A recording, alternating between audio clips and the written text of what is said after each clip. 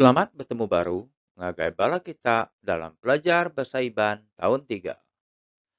Dalam belajar ke kali itu, kita dekat belajar ke nyada ke dindang dalam unit 11 kenang pemansang menua. Audio 34 Lambar 85 Unit 11 Kenang pemansang menua. Arah mendiang engau berjaku. Dengar ke audio lalu baca dindang di bawah tu ngena entak sebut ke betul. Dindang pemansang.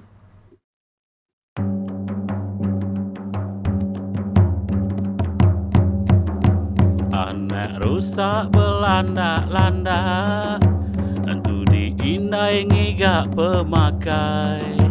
Tambang muda nyamai dikena, pejalai jauh hendak berasai. Hari muka nuju Belawai, ngena feri ngelayang sungai. Sekedap berbayar bisi gak nadai, ngetu belepa bak penyangkai. Tugal pisit benih jagung, tanah lati tumbuh menyana. Gerabak diirit, panjai bertampung, kereta api menua Malaysia. Anak rusak belanda-landa, entu diindai ngigak pemakai. Tambang muda nyamai dikena, pejalai jauh hendak berasai. Hari muka nuju Belawai, ngena feri ngelayang sungai. Sekedap berbayar bisi gak nadai, ngetu belepa bak penyangkai. Tugal pisit benih jagung, tanah lati tumbuh menyana.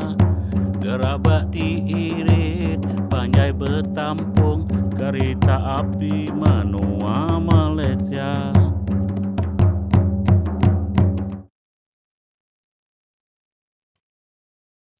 Pengawak ke-1. Nyada ke dindang.